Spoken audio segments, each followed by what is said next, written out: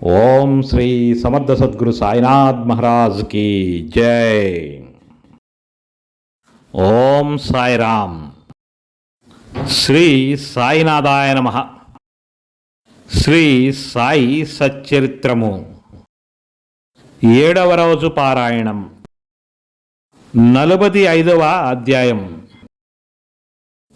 కాకాసాహెబ్ సంశయము, ఆనందరావు అనుభవము. కొయ్యబల్ల మంచము బాబాదే, మహల్సాపతిది కాదు. గత 3 అధ్యాయాలలో బాబా దివంగతులగుట గూర్చి చెప్పితిమి. వారి భౌతిక శరీరము మన దృష్టి నుండి నిష్క్రమించెను గాని వారి అనంత స్వరూపము లేదా సాయి శక్తి ఎల్లప్పుడూ నిలిచియే ఉండును. ఇప్పటి వరకు వారి జీవితకాలంలో జరిగిన లీలలను చెప్పితిమి. వారు సమాధి చెందిన పిమ్మట కొత్త లీలలు జరుగుతున్నవి. దీనిని బట్టి బాబా శాశ్వతముగానున్నారనియు తమ భక్తులకు పూర్వం వలె తోడ్పడుచున్నారనియు తెలియచున్నది.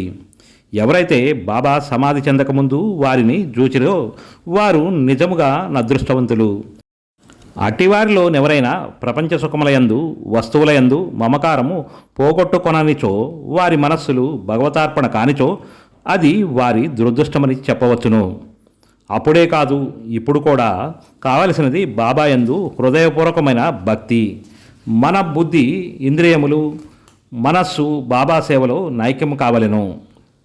కొన్నింటిని మాత్రమే సేవలో లయం చేసి తక్కిన వారిని వేరే సంచరించినట్లుగా చేసినచో ప్రయోజనం లేదు. పూజ కానీ ధ్యానము కానీ చేయు పూనుకొన్నచో దానిని మనస్పూర్వకముగాను ఆత్మశుద్ధితోనూ చేయవలెను. ప్రతివతకు తన భర్త యందు గల ప్రేమను భక్తుడు గురువునందు చూపవలసిన ప్రేమతో పోల్చెదరు. అయినప్పటికీ మొదటిది రెండవ దానితో పోల్చుటకే వీలు లేదు. జీవిత పరమావధిని పొందుటకు తండ్రి కానీ తల్లి కానీ సోదరుడు కానీ ఇంకా తదితర బంధువులు ఎవరు కానీ తోడ్పడరు. ఆత్మసాక్షాత్కారమునకు దారిని మనమే వెదుక్కొని ప్రయాణము సాగించవలెను. నిత్యానిత్యములకు భేదమును తెలుసుకుని ఇహలోక పరలోకములోని విషయ సుఖాలను త్యాదించి మన బుద్ధిని మనస్సును స్వాధీనమందించుకొని మోక్షమునకై కాంక్షించవలెను. ఇతరులపై ఆధారపడడం కంటే మన స్వశక్తి అందనే మనకు పూర్తి నమ్మకము ఉండవలెను. ఎప్పుడైతే మనము నిత్యానిత్యములను గల భేదమును పాటించదమో ప్రపంచము అబద్ధమని తెలుసుకునేదము. దానివల్ల ప్రపంచ విషయములందు మోహము తగ్గి మనకు నిర్వ్యామోహము కలుగును. క్రమముగా గురువే పరబ్రహ్మస్వరూపమని కావున వారొక్కరే నిజమని గ్రహించదము. వారు ఈ జగత్తును జయించిన వారును ప్రపంచమున అతీతులను. అప్పుడు వారిని ప్రతి జీవరాశియందు చూడగలిగి పూజించదము. అదియే అద్వైత భజనము లేదా పూజ. ఎప్పుడైతే మనము బ్రహ్మమును లేదా గురువుని హృదయపూర్వకంగా ధ్యానించదమో మనము కూడా వారిలో ఐక్యమై ఆత్మసాక్షాత్కారం పొందేదము. ఏలా గురువునామం జపించుట వలన వారి స్వరూపమునే మననము నుంచుకొని ధ్యానించుట చేతను వారిని సర్వ జంతుకోటి యందు చూచుట అవకాశము కలదు. మనకది శాశ్వతానందమును కలగజేయును. ఈ దిగువ కథవ దీనిని విశదీకరించును. కాకాసాహెబ్ సంశయము, ఆనందరావు అనుభవము. కాకాసాహెబ్ దీక్షితును ప్రతిరోజు శ్రీ ఏకనాథుడు రాసిన గ్రంథములను అనగా భాగవతమును భావార్థ రామాయణమును చదువుటకు బాబా ఆదేశించెను. బాబా సమాధికి పూర్వము కాకాసాహెబ్ దీక్షిత్ ఈ గ్రంథములను చదువుచుండెను. బాబా సమాధి చెందిన తర్వాత కూడా అట్లే చేయుచుండేవాడు. ఒకనాడు ఉదయము బొంబాయి చౌపాటిలో నున్న కాకా మహాజన్ ఇంటిలో కాకాసాహెబ్ దీక్షిత్ ఏకనాథ భాగవతమును చదువుచుండెను. శ్యామ, కాకా మహాజని కూడా నచ్చట నుండి శ్రద్ధతో భాగవతమును వినుచుండిరి. దీక్షిత్ ఏకాదశ స్కందములోని 2వ అధ్యాయము చదువుచుండెను. అందు వృషభ కుటుంబంలోని నవనాథులు లేదా సిద్ధులకు కవి, హరి, అంతరిక్ష, ప్రబుద్ధ, పిప్పిలాయన, అవిర్హోత్ర, ద్రుమిళ, చమన్ మరియు కరభాజన్లు భాగవత ధర్మ సూత్రాలను జనక మహారాజుకు చెప్పుచుండిరి. జనకుడు నవనాథులను ముఖ్యమైన ప్రశ్నలు కొన్ని అడిగెను. వారొక్కొక్కరు సంతృప్తికరమైన సమాధానములు ఇచ్చిరి. అందులో మొదటివాడగు కవి భాగవత ధర్మమును బోధించెను. హరిభక్తుని లక్షణములను, అంతరిక్షకుడు మాయను దాటుటను, పిప్పిలాయనుడు పరబ్రహ్మమును, అవిర్హోత్రుడు కర్మను, ద్రుమిళుడు భగవంతుని అవతారములను వారి లీలలను, చమస్ భక్తుడు కానివాడు చనిపోయిన పిమ్మట పొందు స్థితిని, కరభాజనుడు యుగ యుగములయందు భగవంతుని ఉపాసించు వేర్వేరు విధానములను సంతృప్తికరముగా బోధించిరి. వాని సారాంశమేమన కలియుగములో మోక్షం పొందుటకు ఒక్కటే మార్గము కలదు. అదే మన గురువుని లేదా హరి పాదారవిందములను స్మరించుట. పారాయణం ముగించిన పిమ్మట కాకాసాహెబ్ నిరుత్సాహంతో శ్యామతో ఇట్లనెను: నవనాథులు భక్తి విషయమై చెప్పినది ఎంతో అద్భుతముగానున్నది. దానిని ఆచరించుట ఎంతో కష్టము. నవనాథులు పూర్ణజ్ఞానులే గాని మన వంటి మూర్ఖులకు వారు వర్ణించిన భక్తిని పొందుటకు వీలగునా? అనేక జన్మలెత్తెనను మనము దానిని సంపాదించలేము. అట్లయినా మనకు మోక్షం వచ్చుటెట్లు? కాబట్టి అట్టి దాన్ని మనము ఆశించరాదని తెలియచున్నది. కాకాసాహెబు నిరుత్సాహము, నిరాశలు శ్యామ ఇష్టపడలేదు.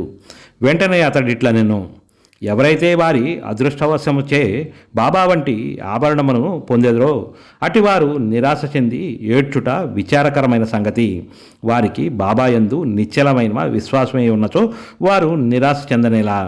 నవనాథుల భక్తి బలమైనదైన ఉండవచ్చును, కానీ మనది మాత్రం ప్రేమానురాగాలతో నిండి ఉండలేదా? హరినామస్మరణ, గురునామ స్మరణ మోక్షప్రదమని బాబా నొక్కి చెప్పి ఉండలేదా? అట్లయినచో భయమునకు గాని ఆందోళనకు గాని అవకాశమేది? శ్యామ చెప్పిన సమాధానంతో కాకాసాహెబ్ సంతృష్టి చెందలేదు. నవనాథుల భక్తిని పొందుటెట్లు అను మనోవేదన కలిగి ఆందోళనతో చికాకుగా నుండెను. ఆ మరుసటి ఉదయమే ఈ క్రింది అద్భుతము జరిగెను. ఆనందరావు పాకడే అనువాడు శ్యామను వెతుకుచూ పురాణ కాలక్షేపం జరుగుతున్న స్థలమునకు వచ్చెను. కాకాసాహెబ్ భాగవతమును చదువుచుండెను. పాకడే శ్యామకు దగ్గరగా కూర్చుండి అతని చెవిలోనేమో చెప్పుచుండెను. అతడు మెల్లగా తాను కాంచిన స్వప్న దృశ్యములను శ్యామకు చెప్పుచుండెను. అది పురాణ కాలక్షేపమునకు కొంచెము ఆటంకము కలుగజేసెను. కాకాసాహెబ్ పురాణము చదువుట మాని విషయమేమని అడిగెను. శ్యామ ఇట్లు నుడివెను: నిన్న నీ సంశయము తెలిపితివి, దానికి సమాధానమిదిగో. బాబా పాకడేకు చూపిన స్వప్న దృశ్యమును వినుము. రక్షకమైన భక్తి గాక వేరేదియు దీనిని సాధించలేదు. గుర్ని పాదములు భక్తితో ధ్యానించిన చాలును అని బాబా నొక్కి చెప్పి ఉన్నారు. అందరూ ముఖ్యంగా కాకాసాహెబ్ ఆ దృశ్యమును వివరముగా వినగోరిరి. వారి కోరిక ప్రకారము పాకడే ఆ దృశ్యమును ఈ క్రింది విధముగా చెప్పనారంభించెను. లోతైన సముద్రంలో నడుము వరకు దిగి అచట నిలిచితిని. హఠాత్తుగా నచట సాయిబాబాను చూచితిని. రత్నములు తాపిన చక్కని సింహాసనంపై బాబా కూర్చొని ఉండెను. వారి పాదములు నీటిలో నుండెను. బాబా స్వరూపమును చూచి మిగుల ఆనందించితిని. అది నిజము వలె నుండినే కానీ స్వప్నం వలె గానరాకుండెను. దానిని నేను స్వప్నమని అనుకొనలేదు. మాధవరావు కూడా అచ్చట నిలిచి ఉండెను. శ్యామ, ఆనందరావు బాబా పాదములపై పడుము అని సలహానిచ్చెను. నాకు కూడా నమస్కరించవలనని ఉన్నది, కానీ వారి పాదములు నీటిలోనున్నవి కనుక నా శిరస్సును వారి పాదములపై నెట్లుంచగలను. నేను నిస్సహాయుడను అని నేనంటిని. అది విని అతడు బాబాతో ఇట్లనెను: ఓ దేవా, నీటిలోనున్న నీ పాదములను బయటకు తీయము. వెంటనే బాబా తన పాదములను బయటకు తీసిరి. క్షణమైన ఆలస్యం చేయక నేను వారి పాదములకు మొక్కితిని. దీనిని చూసిన బాబా నన్ను దీవించి ఇట్లనెను: ఇక పొమ్ము, నీవు క్షేమమును పొందేదవు. భయము గాని ఆందోళన గాని అవసరం లేదు. శ్యామకు పట్టుపంచే ఒకటి దానం చేయము, దానివల్ల మేలు పొందేదవు. బాబా ఆజ్ఞానుసారము పాకడే పట్టుదోవతిని తెచ్చెను. మాధవరావుకి ఇవ్వవలసినదిగా కాకాసాహెబ్ను వేడెను. శ్యామ అందులకు ఒప్పుకొనలేదు. ఏలనా బాబా తనకు అట్టి సలహా ఇవ్వలేదు కనుక. కొంత వివాదం జరిగిన పిమ్మట కాకాసాహెబ్ చీట్లు వేసి తెలుసుకొనుట సమ్మతించెను. సంశయం విషయములందు చీటీ వేసి సంశయమును తీర్చుకొనుట కాకాసాహెబ్ స్వభావము. పుచ్చుకొనుము, నిరాకరించము అను 2 చీటీలు రాసి బాబా పాదముల వద్ద పెట్టిరి. ఒక బాలునితో అందులోనొకదాన్ని తీయించిరి. పుచ్చుకొనుము అను చీటి ఎంచుటచే మాధవరావుకు దోవతి ఇచ్చిరి. దానిని శ్యామ అంగీకరించెను. ఇద్దరును సంతృష్టి చెందిరి. కాకాసాహెబ్ సంశయం తీరెను. ఇతర యోగుల మాటలను కూడా గౌరవించవలసినదిగా ఈ కథ ప్రబోధించుచున్నది. కానీ మన తల్లియగు గురువునందు పూర్ణమైన భక్తి విశ్వాసములు ఉండవలెను. వారి బోధల ప్రకారం నడవవలెను. ఎందుకనగా మన కష్టములు ఇతరుల కంటే వారికే బాగుగా తెలిసి ఉండును. నీ హృదయ పలకముందు బాబా చెప్పిన ఈ దిగువ పలుకులను చెక్కుము. ఈ లోకములో అనేక మంది యోగులు కలరు, కానీ మన గురువసలైన తండ్రి. ఇతరులు అనేక సుబోధలు చేయవచ్చును, కానీ మనము మన గురువు యొక్క పలుకులను మరవరాదు. ఏలా హృదయపూర్వకముగా నీ గురువును ప్రేమించుము, వారిని సర్వస్వ శరణాగతి వేడుము, భక్తితో వారి పాదములకు మ్రొక్కుము. అట్లు చేసిన సూర్యుని ముందు చీకటి లేనట్లు నీవు దాటలేని భవసాగరము లేదు. కొయ్యబల్ల మంచము బాబాదే, మహల్సాపతిది కాదు. బాబా షిరిడీ చేరిన కొద్ది కాలమునకే 4 మూరల పొడవు 1 జానెడు వెడల్పు గల కొయ్యబల్ల మీద 4 చివర్ల 4 దీపపు ప్రమిదలను పెట్టి దానిపై పడుకునివారు. కొన్నాళ్ళు గడిచిన పిమ్మట బాబా దానిని విరచి ముక్కలు చేసి పారవేసెను. ఒకనాడు బాబా దాని మహిమను కాకాసాహెబ్కు వర్ణించి చెప్పుచుండెను.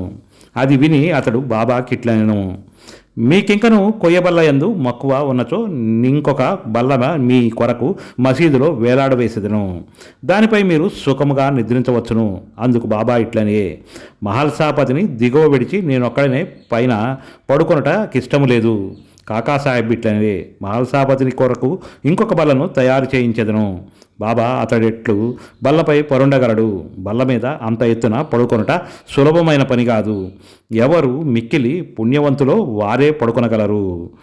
ఎవరైతే కండ్లు తెరిచి నిద్రించగలరో వారికే అది వీలగును. నేను నిద్రపోనప్పుడు మహల్సాపతిని నా పక్కన కూర్చుండి తన చేయి నా హృదయంపై నుంచుమనెదను. అచ్చట నుండి వచ్చు భగవన్నామ స్మరణను వినమనెదను. నేను పడుకొనిచో నన్ను లేవగొట్టమనెదను. దీనినే అతడు నెరవేర్చలేకున్నాడు. నిద్రతో కురికిపాట్లు పడుచున్నాడు. నా హృదయంపై వాని చేతి బరువును గమనించి ఓ భగత్ అని పిలిచెదను. వెంటనే కళ్ళు తెరిచి కదులును. ఎవడైతే నేలపై చక్కగా నిద్రించలేడో, ఎవడు కదలకుండా ఉండలేడో, ఎవడు నిద్రకు సేవకుడో వాడు ఎత్తైన బల్ల మీద నెట్లు పడుకొనగలడు అనెను. అనేక పర్యాయములు బాబా తన భక్తుల యందు ప్రేమచే నిట్లనెను. మంచి గాని చెడ్డు గాని ఏది మనదో అది మన దగ్గర నున్నది, ఏది ఇతరులదో అది ఇతరుల వద్ద నున్నది. 45వ అధ్యాయం సంపూర్ణం. సద్గురు శ్రీ సాయినాథార్పణమస్తు.